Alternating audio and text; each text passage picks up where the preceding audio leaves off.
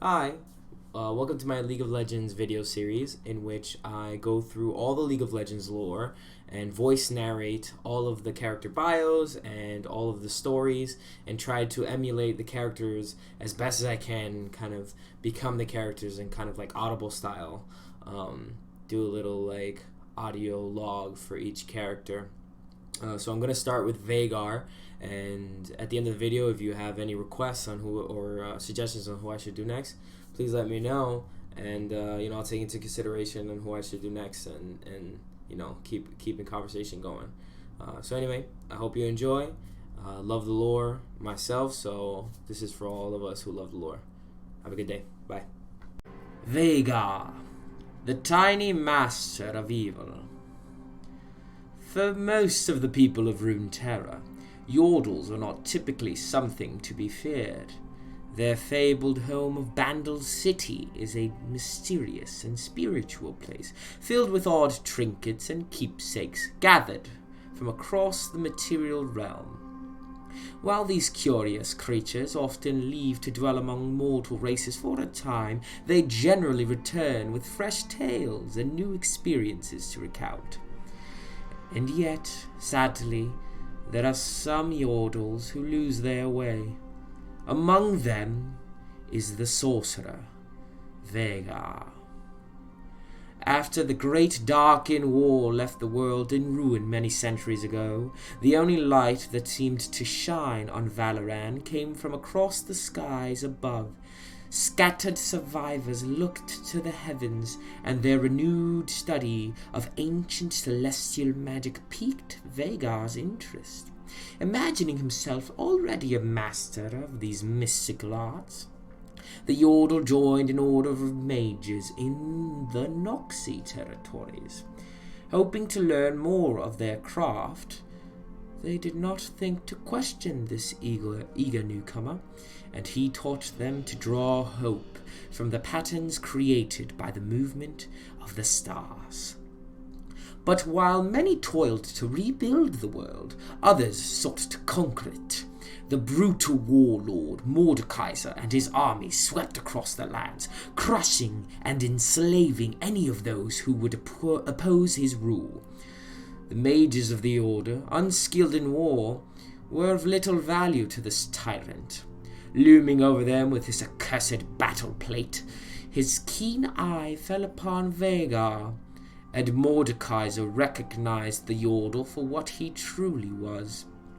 He snatched him up in one iron gauntlet and dragged his prize away as the other mages were put to the sword. Imprisoned in the heart of the warlord's new monolithic fortress, Veigar was forced to turn his magic to darker purposes. Knowing that Yordles were craftier than any of the other mortal races, Mordekaiser bound Veigar to the physical plane, preventing him from escaping to Bandle City. He was not the only captive in this hellish place, but isolation was the worst and most cruel form of torture for a Yordle. Veigar performed grisly enchantments against his will, some strengthening his master's dominion, others simply evoking terror for terror's sake. Indeed, terror was what seemed to fuel this dreadful empire. Miserable beyond imagining, Veigar became a reluctant witness as Mordekaiser's vile deeds empowered him to near immortality. Not mortality, that would be silly. Whether it was over the course of decades or centuries, Veigar never knew. But eventually the Yordle's magic and appearance started to twist in response. Memories of his past faded. Why had he come to Valoran? Where had he come from? Had he known any other life before this? Questions such as these weighed on his fragile mind, like the last flickers of light before an eclipse. When the Revenant warlord's own followers conspired against him, the nightmare of his reign was ended. But by this point, Veigar was nigh unrecognizable. His eyes blazed. Even his voice had become a sneer of malice. fleeing from his ensorcelled cage. The wretched creature had no interest in the wars of succession that inevitably followed. Deep down, he most likely yearned to regain the sense of safety and freedom that all living things crave. And yet, he chose not to turn away from evil, but to embrace it. Clad in armor befitting a sinister warlock, he vowed to seize respect in the only way he remembered how: through ruthless villainy. Inspiring fear in all those who encountered him, he would call down the fury of the stars themselves upon his foes, and trap them in timeless infinities between moments.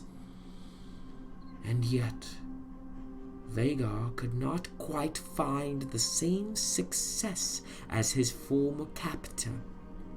Certainly, the good people of Valoran did learn to fear him to some extent. More often than not, they would find their pastures scorched, and local barons' mansions razed to its foundations. Sometimes, though, inexplicably, bands of brigands would be driven from their woodland hideouts, or the remains of feral merkwolves found scattered through the town square. It was difficult to tell whether these acts were malicious or actually reasonably helpful. For all his aspirations of evil-doing, it seemed Veigar would always come up a tiny bit short. Still, the nefarious Yordle has not abandoned his quest to become the world's most wicked villain. With his diabolical staff in his hands, he seeks nothing less than to bring all before him to their knees, and revels in the timely demise of those who dare underestimate him. Alright, so that was Veigar, the little tiny master of evil.